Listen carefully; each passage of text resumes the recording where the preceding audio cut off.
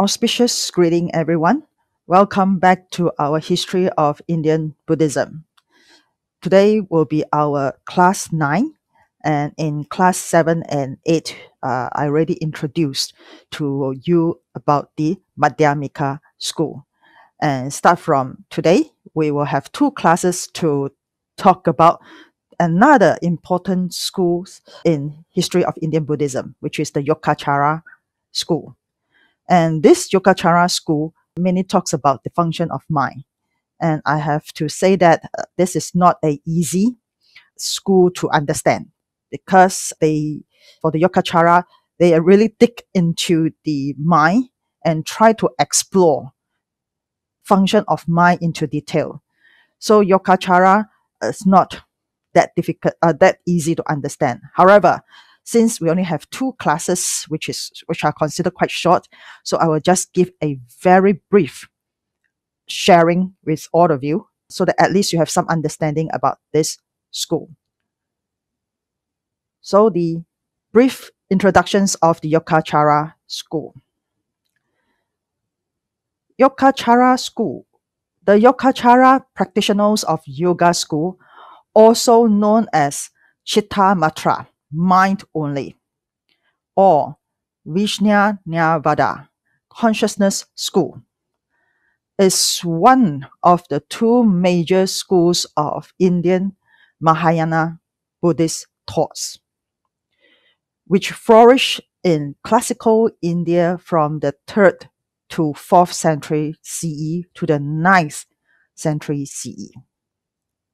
So Yogacara is still considered a Mahayana school.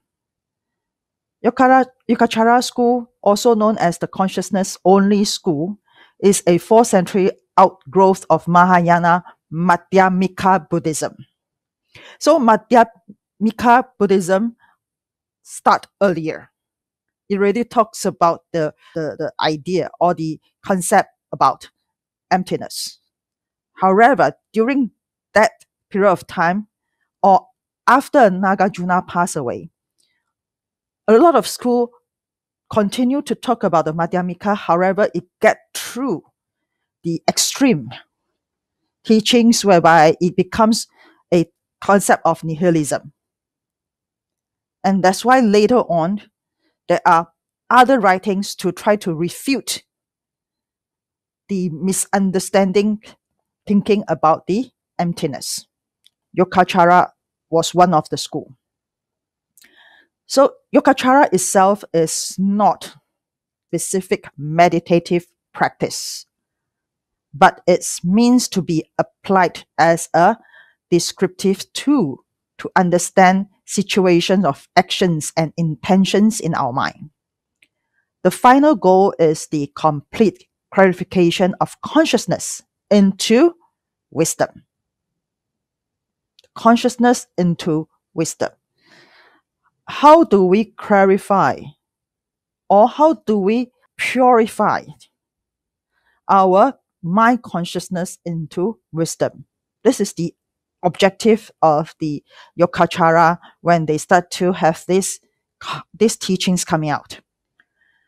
Yogacara focus on the processes involved in cognition in order to overcome the ignorance that prevent one from attaining liberations from the karmic round of birth and death. From the birth and death. So Yogacara basically focus on what the mind is functioning. And this mind is not a simple mind. It's a mind with a lot of karmic seed, which we can explain as the what? The past memory. And this past memories becomes the action in our body and the thinking in our mind.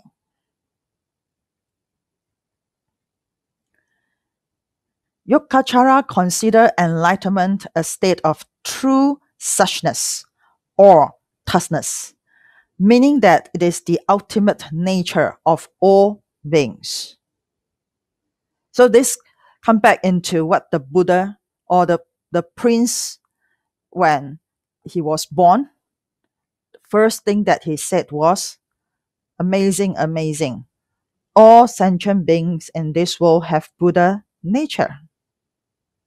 Have Buddha nature, which means that all sentient beings are able to enlighten. In reality, enlightenment is the only truly existent state.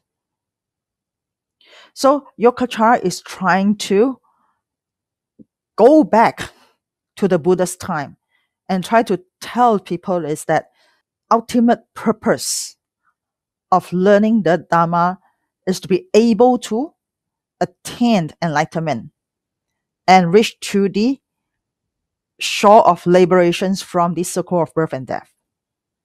In the perfect clarity of enlightenment, there is total awareness and complete understanding. So here means that in order to reach into the perfect enlightenment, ultimate enlightenment, a person has to have a total awareness of what he himself is thinking and have a complete understanding of the truth of this phenomenal world and the non-phenomenal world. So the awareness is a complete type of awareness whereby this person able to see through the conventional truth and the ultimate truth. There is no discrimination between inside and outside. So this is the middle path, or internal and external. In enlightenment, there is only the singular total truth of unity, which subsumed the I of the ego differentiate self. So in here is actually telling us is that there's no such things inside and outside, or external or internal, or you and I. Everybody in a way are in the equal form. Equal form. And from enlightenment from here, so it will become a truth unity. So since we have this unity among all beings, then where this I of this ego self comes from?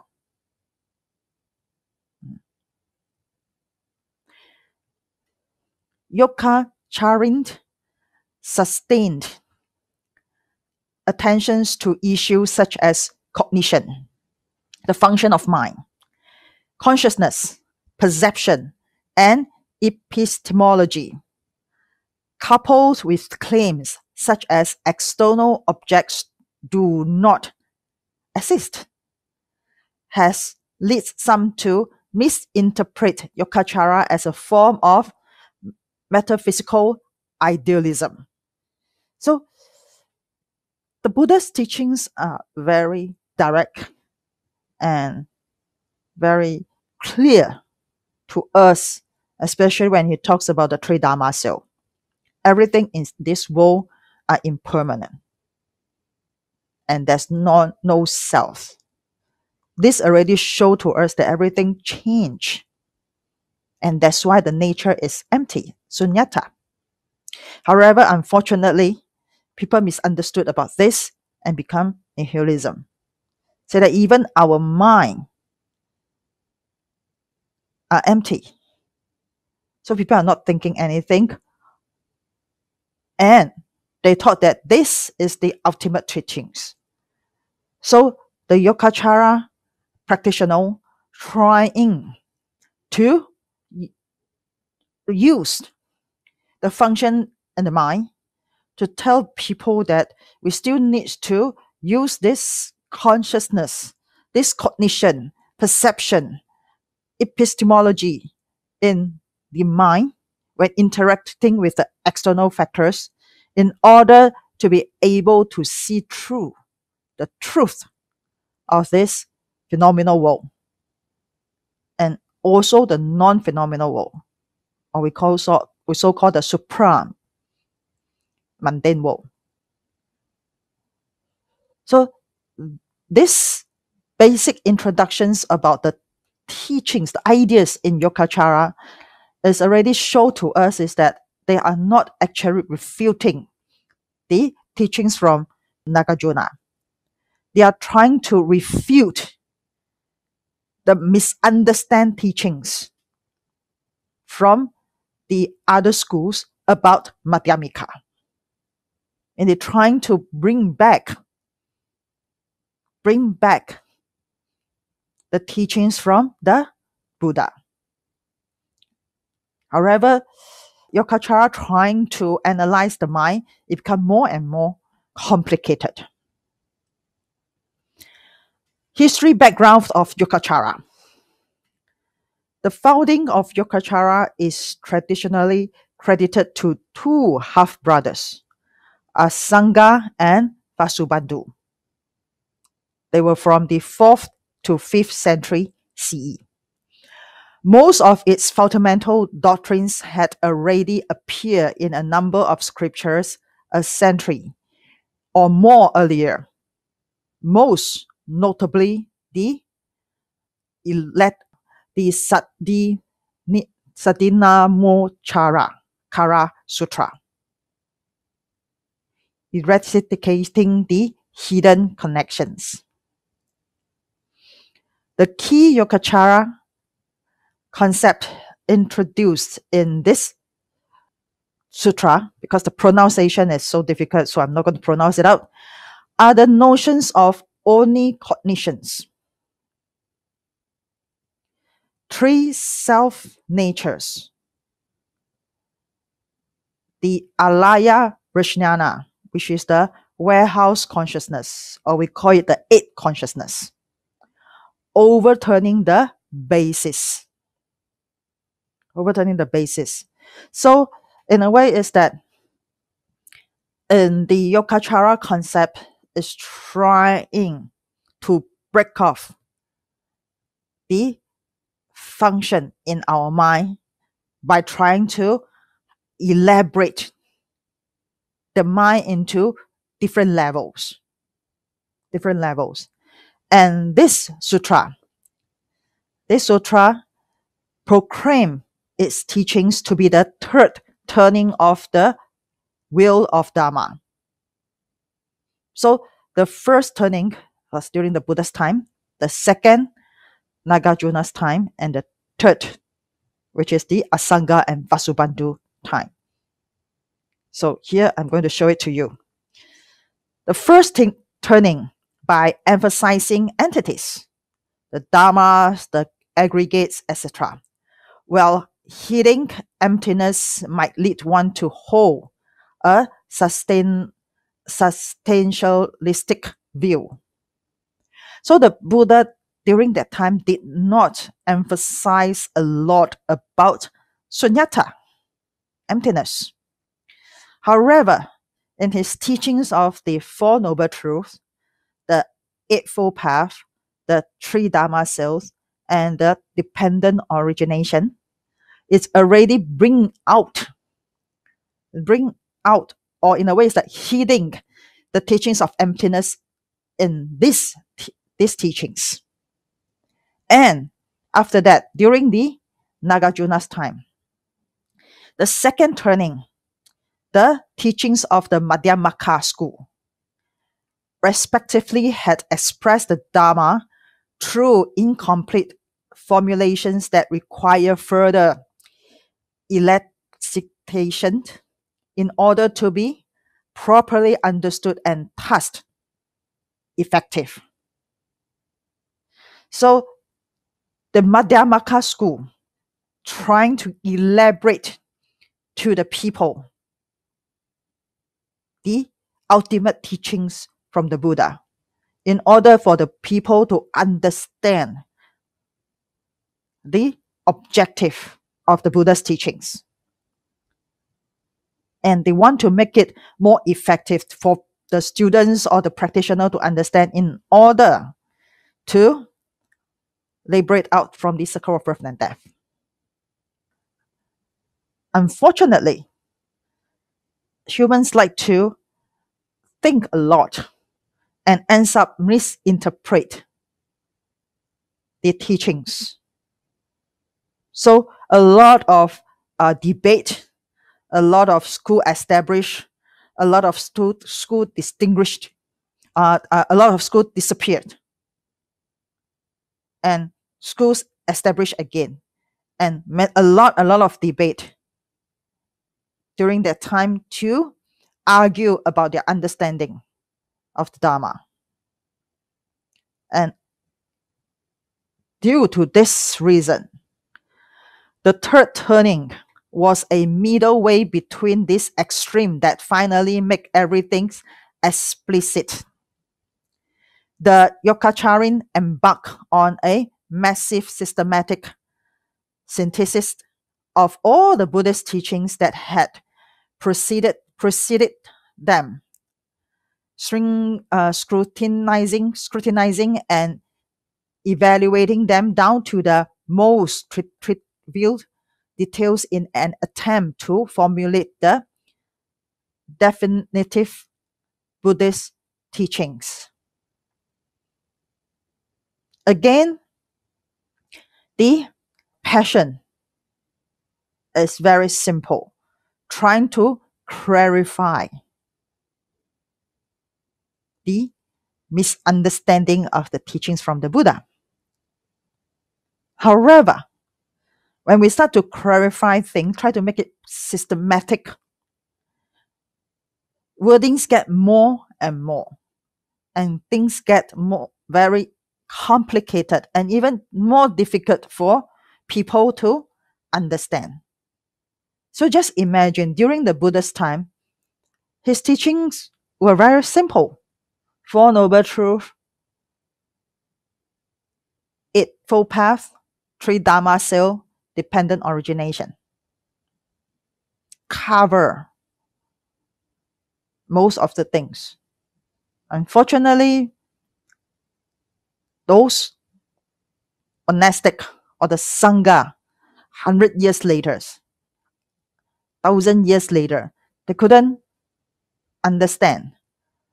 So they get off the path, get off from the Eightfold Path, they get off from the Dharma path, and start to debate on the Dharma that they interpret, and ends up many schools established, many debate among schools.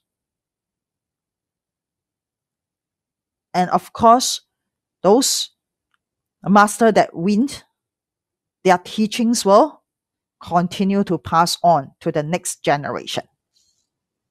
So this is something that in the history of Buddhism, there are three turning of the Dharma. Of course, in Tibetan Buddhism, they also have this concept of turning of the Dharma wheel in Tibet, which I'm not going to talk about this in the class here. And now we move on to the founder of Yogacara school. They are Asanga and Vasubandhu. So the Madhyamaka school is Nagarjuna, and in the Yogacara schools, Asanga and Vasubandhu. Two persons. Asanga was born as the son of the Kshatriya father and Brahmin mother in Purusapura, present day of this in Pakistan, this place in Pakistan, which at that time was part of the ancient kingdom of Gandhara. Current scholarship placed him in the 4th century CE. Placed Asanga in the 4th century CE. Originally, he may have been a member of the Mahisangsaka school of the Mula Sarvastivada school, but later convert to Mahayana. So he was trained in the Sarvastiva Da school. Remember, we talked about the elder monastic and the great Sangha group. So he belongs to the Sarvastivadin or the Sarvastivada group, which is the elder group or the orthodox school. Asanga spent many years in serious meditation and study under various teachers. But according to the narrative of the 6th century CE, monk Paramattha was increasingly unsatisfied with his understanding of his practice of meditation and from his various teachers. So Paramattha then recounted how he used his meditative power to travel to the Tushita heaven to receive teachings from the Bodhisattva Maitreya on emptiness, and how he continued to travel there to receive further teachings from Maitreya Bodhisattva on the Mahayana Sutra.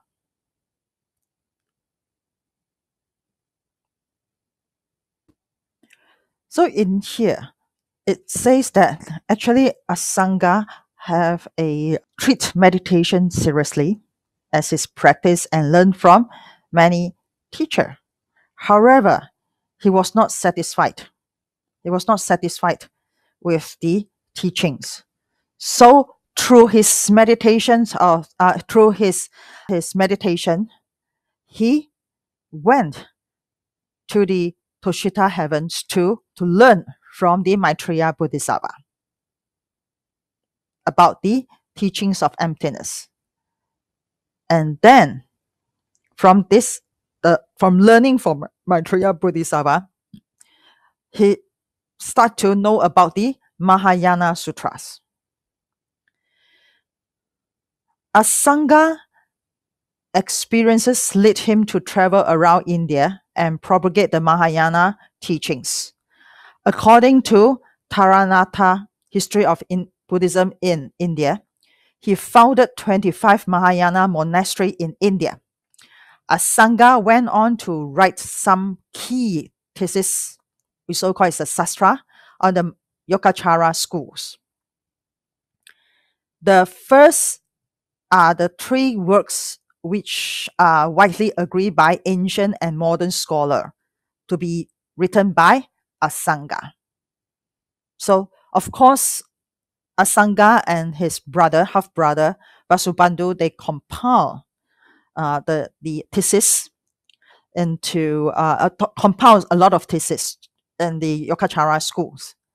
And of course, many scholars, different scholars will have different thinking about the writings from Asanga. But there are a few writings that have to give credit back to Asanga. So one of it is the Mahayana Samgaha. So summary of the Great Vehicle, a systematic expositions of the major tenets of the Yogacara school in 10 chapters. Abhidhamma Samuccaya, a short summary of the main Mahayana Abhidhamma doctrine. Remember, Abhidhamma actually is the Sastra, like the dissertation, in a traditional Buddhist Abhidhamma style, similar to non-Mahayana expositions. So he still, at that time, his writing still have some elements or the style in a Abhidhamma way, trying to analyze to very detailed wordings. And the other one is the Xianyang Shen Jiao Lun, Chinese text, variously retranslated into Sanskrit as this, and this. A work strongly based on the Yogacara Bhumi. This is very important.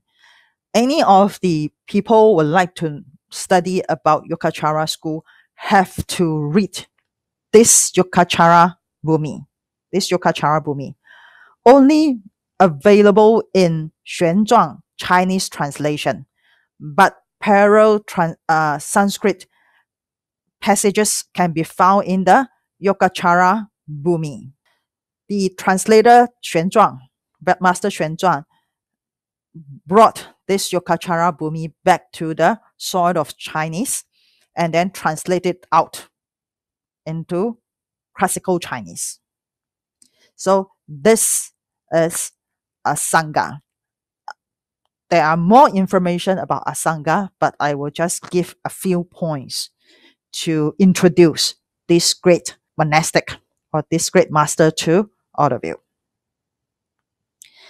The other person, Vasubandhu, half-brother of Asanga.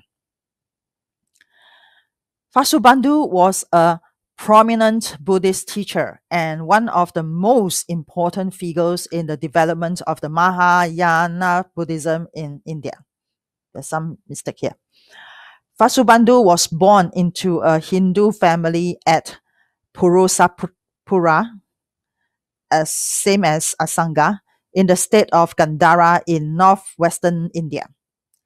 Best known today as one of the earliest regions to develop a distinctive form of Buddhist art noted for its blending of Indian and Western element. Gandhara Buddhist art is a very, very important Buddhist art in history of Indian Buddhism. In order to really understand about the history of Indian Buddhism, that person needs to understand about the Buddhist art in Gandhara during the Gandhara's time. So remember this term, Gandhara. At Vasubandhu's time, the dominant Buddhist school in Gandhara was the Vaibhashika, also a Sarvastivada school, so-called the elderly school, orthodox school, because its main text was the Mahavibhasa, a huge Sarvastivadin Abhidhamma thesis spelling out their positions on Buddhist classificatory segma. Vasubandhu studied this school and then traveled to the headquarters of the Orthodox branch in Kashmir, studying with the leading teachers there. So Buddhism already transmits from the India through the Central Asia. And in Central Asia, they start to have flourished a lot of distinguished monks, scholar monks, able to write Abhidhamma, to try to interpret the teachings in the Dharma. So this was what happened during that time. And you can see from here is that they keep digging into the teachings like a scholar. And according to the traditions, during the day, he would lecture on Vaibhashika doctrine, and in the evening, distill the day's lecture into a verse. When collected together, the 600 plus verses gave a thorough summary of the entire system. He entitled this work Abhidhamma Ghosha. So Abhidhamma Ghosha is one of the important Buddhist Abhidhamma. However, this Abhidhamma basically is like an encyclopedia whereby it's not just teaching the teachings in the Buddhism, but it also talks about the thinking of the Indian people and the Central Asian people about this phenomenal world. So again, this Abhidhamma Ghosha in a way, is called the earliest encyclopedia in the Buddhist text. Vasubandhu was a prominent Buddhist teacher and one of the most important figures in the development of Mahayana Buddhism in India. Though he is particularly admired by later Buddhists as a co-founders of the Yogacara school, along with his half-brother Asanga.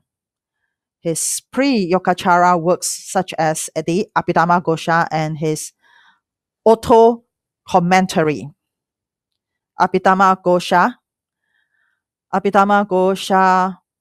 Vishaya, on it, and consider masterpiece.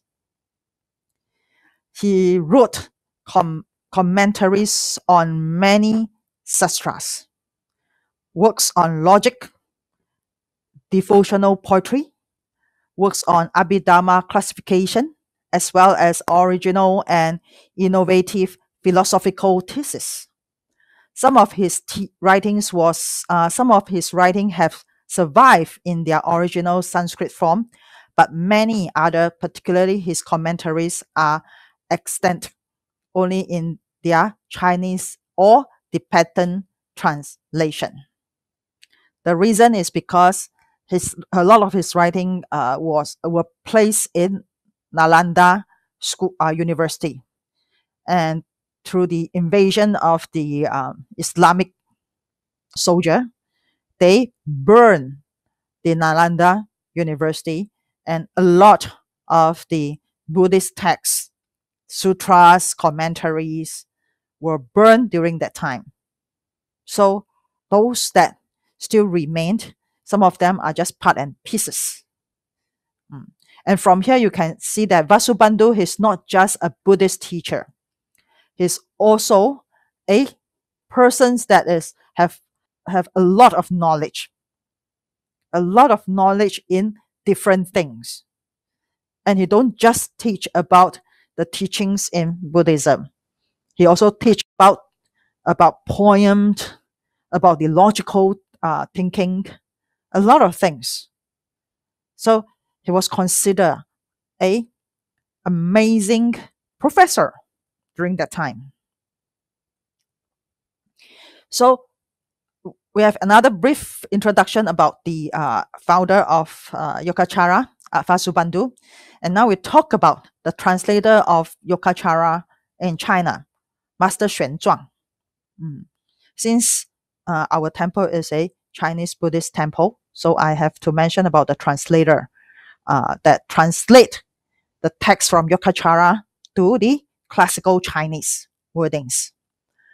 Venerable Xuanzhuang, as a famous Chinese Buddhist monk, scholars, traveler, and translator who travel on foot from China to India in the early Tang period and study at the great Nalanda monastery.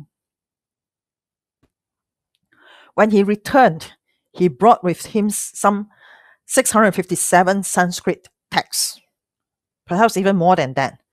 With the emperor's support, he set up a large translation bureau in Chang'an, present-day Xi'an, drawing students and collaborators from all over East Asia to do the translation. He is credited with the translation of some, which is around 1,330 of the scriptures into Chinese, classical Chinese. Influenced by the Yogacara school, he established the Wei Si. Wei Si actually is also called the mind-only school of the Buddhism. Why he was influenced by the Yogacara school? Because when the time he arrived to Nalanda University, at that time, the Yogacara school was considered the biggest, the most influential school or teachings in the Nalanda University. So his teacher, Venerable Xuanzhuang teacher, was a profound, famous Yogacara master, and he taught Rebbe Xuanzang about the teachings of in the Yogacara school. So through this Rebbe Xuanzang, the mind only school flourished from only a short time. It theories regarding perception, consciousness, karma, and rebirth found their ways into doctrines of other, more successful schools. What it means here is that it starts from, he established this school called Wei Si. However, it did not last for long. But these teachings start to spread out. The teachings of this perception, cognition, consciousness, karma, and rebirth actually spread into different other schools, and these other schools flourished during the Tang Dynasty and also after the Tang Dynasty.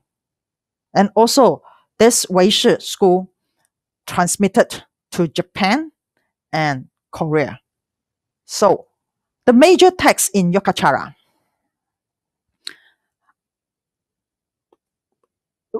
We believe that even more texts, but since Nalanda University was burned, a lot of text was burned. That's why we don't know how many texts actually from Yogacara. But these are the texts that even till now in the Chinese Buddhism or the Tibetan Buddhism, they are still there. And this dissertations, important dissertation, as I mentioned, for those people who would like to study about the Yogacara teachings, you have to learn. You have to read this text.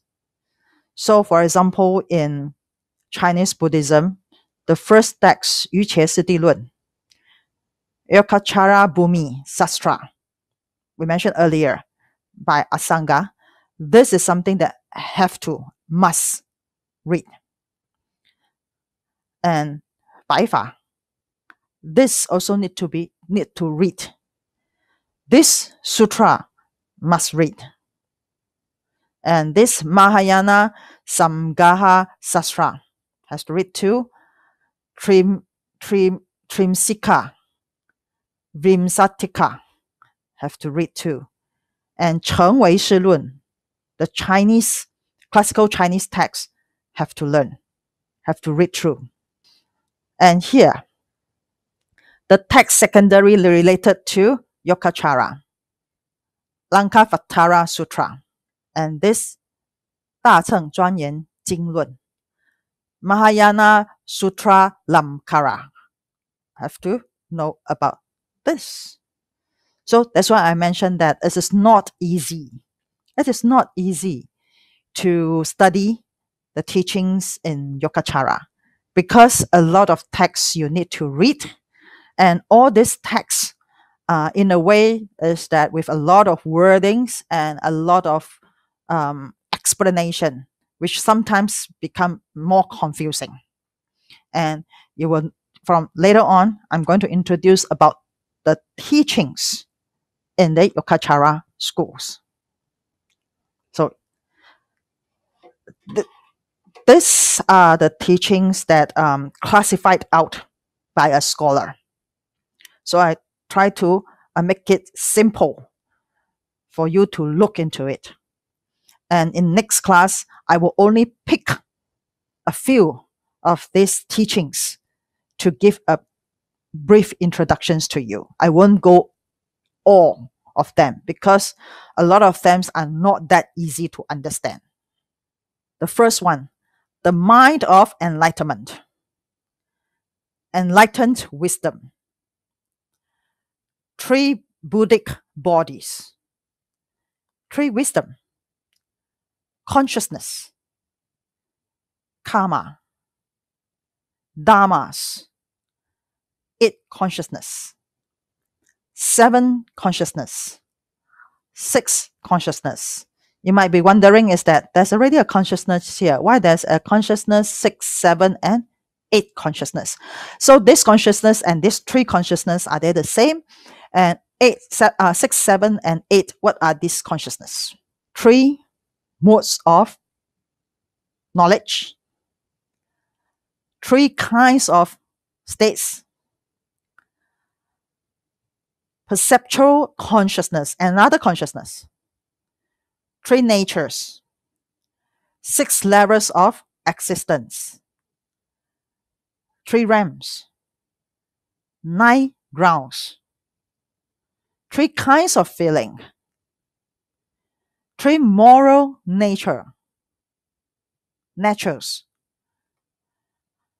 The process of consciousness, types of attachments to self, 5-stage path. There should be even more. But of course, different people classify the teachings in different ways, trying to explain to people, to let people understand. But when we try to break it down and try to explain it out, sometimes it becomes even more complicated. So this is the reason why Yogacara school is not easy to understand. And you can see that in here. Consciousness mentioned many times. 5 consciousness, on point 5 consciousness, 8 consciousness, 9 7 consciousness, 10 6 consciousness, perceptual consciousness, the process of consciousness. So in this school, it basically talks about the function in this mind. The function in this mind.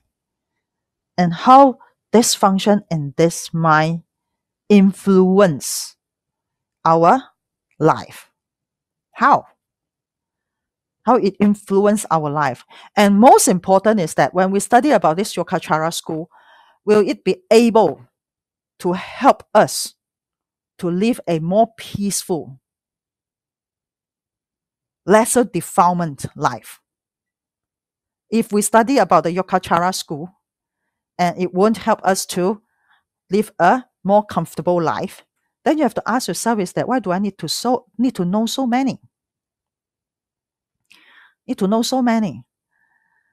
So again, in this class, I gave a very, very, very brief informations about the Yogacara school. We have not touched on the teachings yet. But from the my sharing with all of you, you will realize something is that Buddhism, from the Buddha's time, and then they start to change. They start to evolve a few hundred years into different ways. Schools established, get more and more scholarly type of Sangha order. And you realize something is that you will find that those monastic during that time focused on studying on the sutra, trying to understand it, interpret it, elaborate it. And ends up is that they have to spend a lot of time in the monastery to do research. And if it ends up in this way, so who will go out to share the Dharma with the people? Who will be helping those people when they need help, spiritual help? Monks were too busy doing research, studying.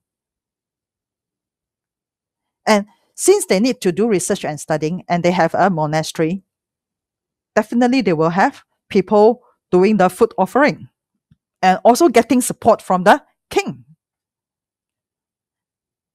And ends up is that monastic start to change in a way is that they stay inside the monastery rather than go out like the Buddha, travel around to talk to different people. That's why somebody asked me is that how come Buddhism disappeared in India? Of course, there are many reasons. There are many reasons. It's not just because of the Sangha. But the Sangha is one of the reasons that caused the decline of Buddhism in India. Caused the decline.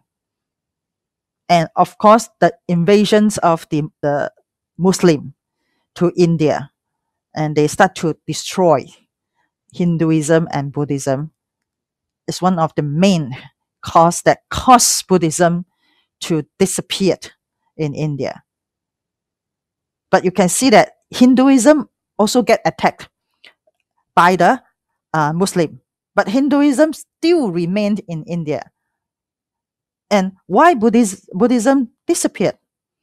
Because Hinduism preach their teachings to the people. They stay with the people. People visit their temple, praying, and the priests do what? Praying for them.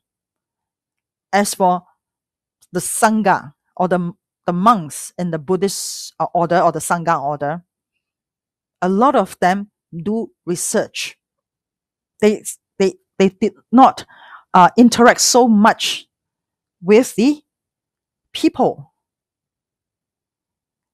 And that's why when they stay in that monastery, they get killed, or everybody get killed.